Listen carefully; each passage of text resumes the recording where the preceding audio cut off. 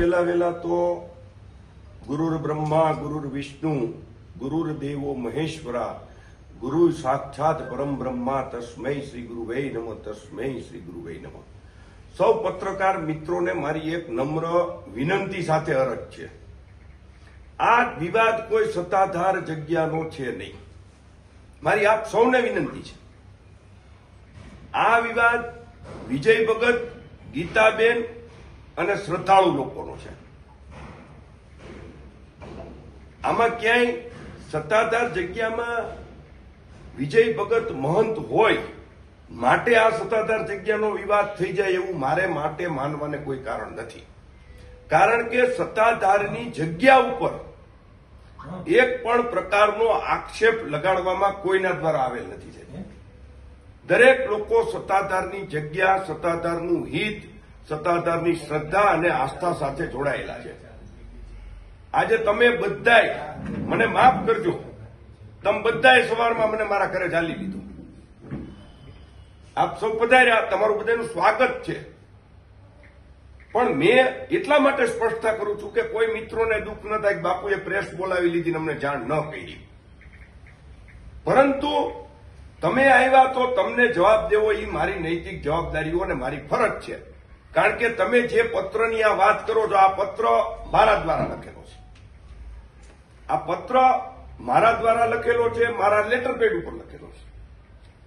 તો પત્રકાર મિત્રો હોય, પ્રેસ મીડિયા, ઇલેક્ટ્રોનિક મીડિયા, એની ખરાઈ કરવા માટે, એની વાત જાણવા માટે આપ સૌએ પધાર્યા, એ બદલ તમારું સ્વાગત છે। વિષય મેં પહેલા પણ કીધું, પાછો પુનઃ કહું છું કે મારી વિનંતી છે, સત્તાધાર જગ્યાનો કોઈ વિવાદ છે નહીં। વિવાદ, આક્ષેપો લોકોએ કોની ઉપર લગાડ્યા છે? વિજય ભગત ઉપર। આક્ષેપો લોકોએ કોની ઉપર કર્યા છે? ગીતાબેન ઉપર। માટે વિવાદ કોની ઉપર? વિવાદ શેનો છે?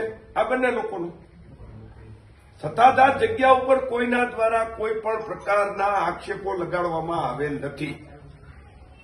એટલે મારી સૌને વિનંતી, આપણે સૌ સનાતન ધર્મ સાથે જોડાયેલા છીએ। આપણે કોઈ 5-25 લોકોને રોટલો નથી આપી શકતા, પણ સત્તાધાર જગ્યાની અંદર લાખો લોકોને રોટલો મળે છે, અને એ આપા ગીગાની ઈચ્છાથી મળે છે, મા ભગવતી, ભોળાનાથ એની કૃપાથી મળે છે। તમે કે હું એમાં કદાચ નિમિત્ત બની શકીએ, પણ આપણે ચલાવી ન શકીએ। બીજું, સત્તાધાર જગ્યા વંશ પરંપરાગત વિરક્ત અને ફક્કરની ગાદી છે। આની અંદર મેં લખેલું છે, જ્યારે વિજય ભગત ઉપર આક્ષેપો ચારિત્રના થઈ રહ્યા છે, જ્યારે તમારી પાસે હિસાબોના થઈ રહ્યા છે, તો કોઈ બીજા વ્યક્તિએ જવાબ આપવાની આવશ્યકતા નથી થઈ। શા માટે તમે બાકીના સાધુ સમાજના લોકોને આગળ કરો છો? શા માટે બાકીના સેવકગણને તમે આગળ કરો છો? પેલા 22 તારીખે એમ કીધું કે ધ્વજારોહણ થશે, ત્યાર પછી એમાં ન મેળ પડ્યો એટલે એવું કીધું ભાઈ 1 તારીખે થશે। તો 1 તારીખે ધ્વજારોહણની વાત કરી, ઈ છેલ્લા 15-20 દિવસ સુધી ગાય વગાડી પ્રેસ મીડિયા, ઇલેક્ટ્રોનિક મીડિયા, દરેક લોકોના માધ્યમથી દરેક લોકોને આમંત્રણો આપ્યા હતા, આપ સૌ જાણો છો। તો આ આમંત્રણો આપ્યા, પેલા એમ કીધું કે 1 લાખ માણસો થશે, પછી એમ કીધું 50,000 માણસો થશે, ત્યાર પછી 1 તારીખે સંમેલન થયું, વધારેમાં વધારે 1500 થી 1700, 11,200, 186 મોટરસાઇકલો, 26 ફોર વ્હીલરો ભૂતબાપાને ત્યાં, બાકીની 40-50 બાર। આ બધી વસ્તુનો ટોટલ મારો એટલે સંખ્યા તમારી પાસે આવી જાય। હવે સંખ્યા ન થઈ એટલે કોઈ પણ પ્રકારના ધ્વજા કોઈ દિવસ અમારે આ બીજની ધજા ચડતી નથી। સત્તાધાર જગ્યા હોય કે આપા ગીગાનો ઓટલો હોય, બે જગ્યાએ ધજાઓ ચડે છે, એક કાળી ચૌદશને દિવસે અને એક અષાઢી બીજને દિવસે। બાકી ભજન હોય, પબ્લિક નો થઈ તો એમાં કઈ પબ્લિકનો વાંક છે? જે લોકો 50% લોકો છે એ શું થયું એ જોવા આવ્યા છે, અને 50% લોકો તમે તેડાવ્યા છે। તો તમે બીજે દિવસે એવા નિવેદનો પાછા પ્રેસના માધ્યમથી કરો છો કે અમે કોઈને તેડાવ્યા નથી. તો તમે આ પ્રકારે લોકોના કઈ પ્રકારના લોકોની સાથે છેતરપિંડીઓ કરો છો? જસ મળ્યો તો તમારો, અબજસ મળ્યો તો સમાજનો. કોઈએ એવું નહોતું કીધું કે ભાઈ તમે ઉમટી પડો એમ. તો આનો મતલબ તમારી સાથે રાજકીય, સામાજિક અથવા તો ધાર્મિક પ્રકારના કોઈ પણ લોકો નથી, નક્કી થઈ ગયું સાહેબ. બાજુમાં જ વિસાવદરના કોઈ પણ જ્ઞાતિના કોઈ પણ પ્રકારના રાજકીય, સામાજિક કે ધાર્મિક આગેવાનો કોઈ હતા નહોતા. જુનાગઢ શહેર જિલ્લાના કોઈ આગેવાનો હતા નહોતા. સાવરકુંડલા શહેર જિલ્લાના કોઈ આગેવાનો હતા નહોતા. અમરેલી સમાજના કોઈ આગેવાનો હતા નહોતા. મહુવાથી કોઈ હતું તો અમારે લાલભાઈ હતા, બાકી કોઈ નહોતું. સુરતના કોઈ આગેવાનો હતા, બોમ્બેના કોઈ આગેવાનો હતા, અમદાવાદના કોઈ આગેવાનો હતા. તમે જોયા હોય તો મને કહી શકો છો. તો કોઈ પણ પ્રકારના આગેવાનો ત્યાં હાજર નહોતા. એનો મતલબ સ્પષ્ટતાપૂર્વક છે કે સમાજની કોઈ પણ વ્યક્તિ સત્તાધારની અંદર થઈ રહેલા અત્યાચાર, દુરાચારની સાથે નથી. એની માટેનું સ્પષ્ટ ઇન્ડિકેશન સમાજના લોકોએ આપી દીધું છે. હવે નિર્ણય તમારે કરવાનો છે.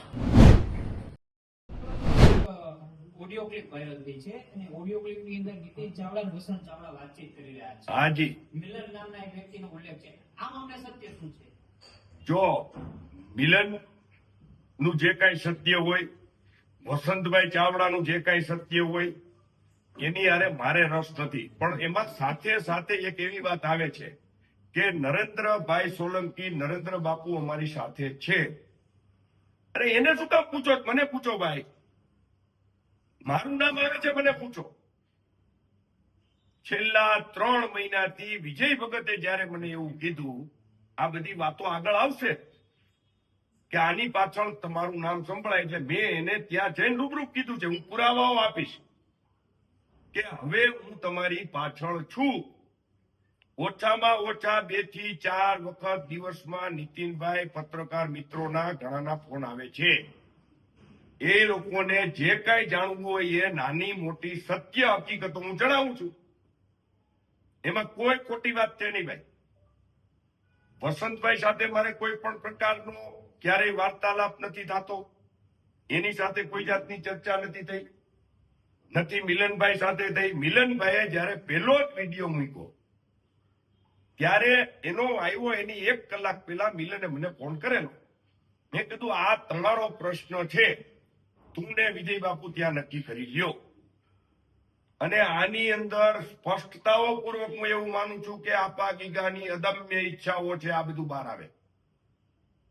પહેલો જ વિડીયો બહાર આવ્યો અને હું ગયો તો મને બોલાવવામાં આવ્યો હતો. ગીતાબેને મને ફોન કર્યો, બાપુ મળવું છે, હું તમારી દીકરી છું. મેં કીધું બેન, ગઈકાલે મારી દીકરી હતી, આજે છો ને આવતીકાલે છો. મને કે મળવું છે. મેં કીધું કાંઈ વાંધો નહીં, ગમે ત્યારે આવતો.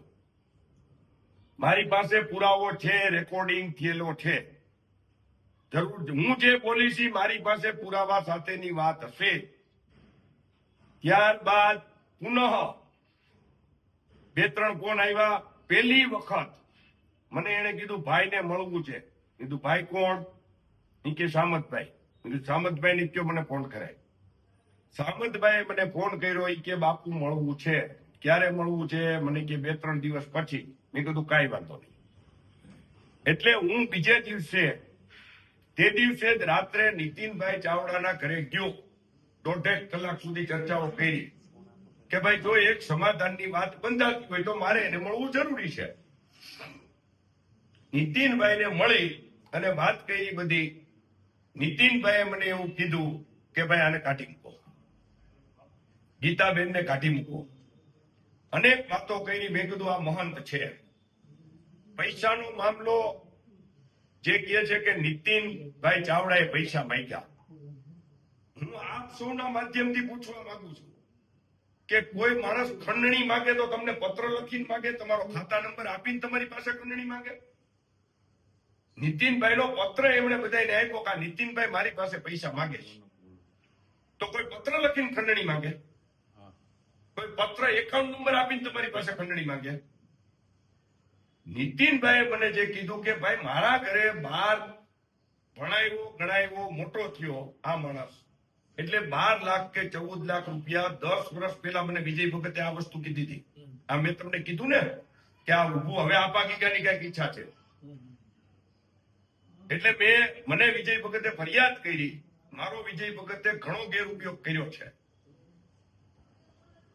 એને મને ફરિયાદ કરી, મેં તરત નીતિનભાઈને ફોન લગાડ્યો. એટલે નીતિનભાઈ કીધું કે ભાઈ મારા ઘરે ઈ માણસ રહ્યો છે, મોટો થયો છે, જમ્યો છે, બધું કર્યું છે, એટલે 12 કે 14 લાખ રૂપિયા જે કાંઈ છે એને મને દેવાના છે.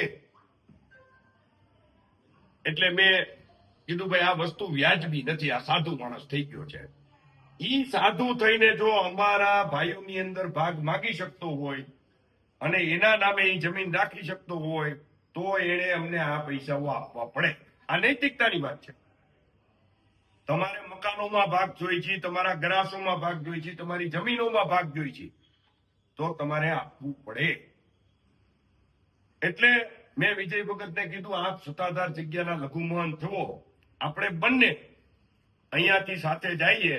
સત્તાધારમાંથી 1 પણ રૂપિયો દેવાનો નથી. નીતિનભાઈ કે 12 લાખ તો 12 લાખ ને 14 લાખ તો 14 લાખ હું મારા વ્યક્તિગત આપવા માટે તૈયાર છું. તમે સાથે ચાલો. મને કે એમાં કઈ મારે એવા આરે પાસે જવાની જરૂર નથી, દેવા હોય તો તમે દઈ આવો, મારે કઈ કામ નથી. પૈસા તમારી પાસે માગે છે, મારી પાસે એ માણસ નથી માગતો. એટલે એ વસ્તુ આજે ઊભી થઈ. બાપુ પૈસા છે ને માંગે છે? તમે શું સાંભળ્યું? મેં આપને કીધું એ હું બોલ્યો, રિપીટ કરું છું, અહીંયા ધ્યાન દેજો. 12 થી 14 વર્ષ સુધી એ માણસ એના ઘરે રહ્યો છે. ઈ એના ઘરે રહ્યો એટલે સંપૂર્ણ ખર્ચ એનો એના ભાઈએ કર્યો. ઈ પૈસા એને માંગ્યા નહોતા. એને ભાઈ ભાગની જમીન લીધી છે. ઈ લોકોના ભાઈ ભાગની જે જમીન હોય ઈ જમીન લીધી માટે એને પૈસા માંગ્યા કે ભાઈ તારે ભાઈ ભાગ જોતો હોય તો અમે તારી પાછળ જે ખર્ચાઓ કર્યા છે એ તો અમને આપ. એ તો એક સીધી વાત છે,